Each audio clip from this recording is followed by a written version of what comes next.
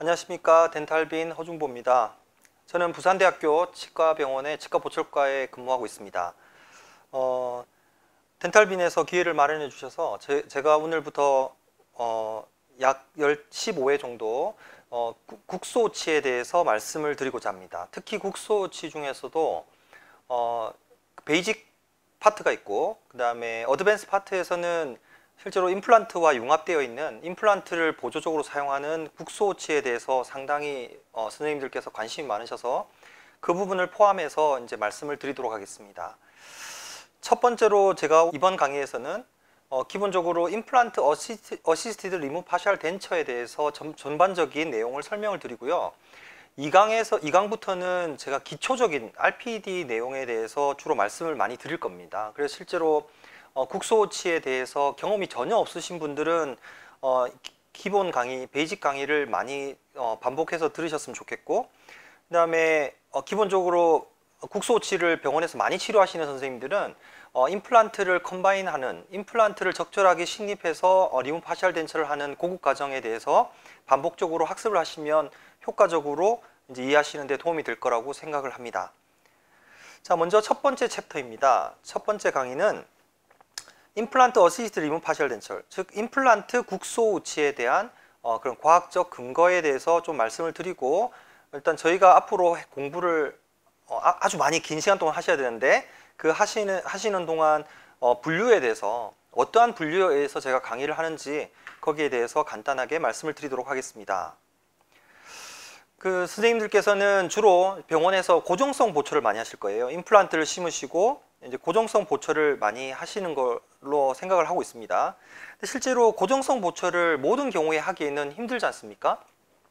특히 저 같은 경우에도 저희 병원이 이제 시골에 있으니까 양산이라는 아주 시골에 있습니다. 부산 근교에. 그쪽 병원에서 저희가 이제 진료를 볼 때 실제로 보험이 된다고 하더라도 임플란트의 비용을 감당하지 못하셔서 못 하시는 경우도 많이 있고, 골소실이 너무 심해서 고정성 보철을 하기에는 부담스러운 경우가 있습니다. 보시는 바와 같이 크라운이 아주 길어지는 경우, 이런 경우에 실제로 저희는 고정성 보철보다는 가철성 보철이 좀 더 효율적이라고 생각이 들고요. 특히나 전신질환이 있는 분들, 또 고리식을 광범위하게 받기 어려우신 환자분들이 상당히 많기 때문에 그런 환자분에서는 이제 가철성 보철이 대안이 될 수 있겠습니다. 그래서 제가 지금 강의하는 내용이 가철성 보철이 좋다, 꼭 그렇게 가라 이 말씀이 아니고, 고정성 보철로 하기 힘든 경우에 환자의 개인적 사정이나 전신적 질환 때문에 하기 힘든 경우, 그 다음에 골소실이 너무 심해서 고정성 보철로는 도저히 수복이 안 되는 그런 경우에 한해서는 적절하게 이제 국소오치를 사용할 수가 있다는 거죠. 그래서 우리가 컨벤셔널한 국소오치는 남아있는 잔존치에다가 이제 일반적인 국소오치를 하는데, 일반적인 국소오치에 대해서 제가 자세히 설명을 드릴 겁니다. 자, 왜 그러냐 하면은 임플란트는 결국 왜 필요한 거, 국소오치에서 필요한 이유는 뭐냐면은 국소오치를 좀 더 쉽게 하기 위한 거죠.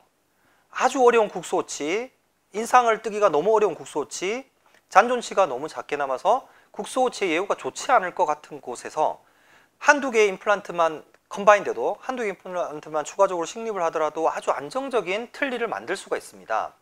하지만 임플란트와 자연치는 완전히 다르죠. 저는 다르다고 생각합니다. 자, 이때 우리는 무엇을 더 지켜야 되느냐 하면 기본적인 국소오치의 그런 컨셉, 기본적인 국소오치의 원리를 충분히 잘 따르셔야지 지대치가 훨씬 더 오래 갑니다. 즉 임플란트를 지대치로 썼을 때 임플란트를 보호하는 방법이 국소오치의 기본적인 개념을 잘 이해하시는 것이 상당히 중요합니다. 제가 그 오프라인 강의를 많이 하는데, 오프라인 강의에서는 한두 시간의 강의 내용으로 제가 이런 내용들을 다 말씀드릴 수가 없지만, 이번 덴탈빈 강의에서는 이번 기회를 빌어 아주 자세하게 제가 설명을 드리려고 합니다. 국소오치의 기본적인 내용, 그리고 국소오치를 어떻게 적용했을 때 임플란트 지대치가 오래 가는지, 거기에 대해서 설명을 드릴 겁니다.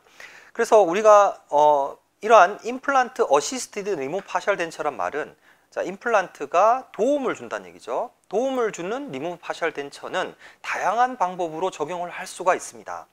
이렇게 어태치먼트, 로케이터를 이용한 어태치먼트, 로케이터도 있고 마그넷도 있고 오링도 있고 또 다양하게 우리가 적용할 수, 바도 있고 적용할 수 있는 것들이 많은데, 그러한 그런 부착 장치나 이런 것들을 이용한 리무브 파셜 덴처, 국소오치가 있을 수 있고요.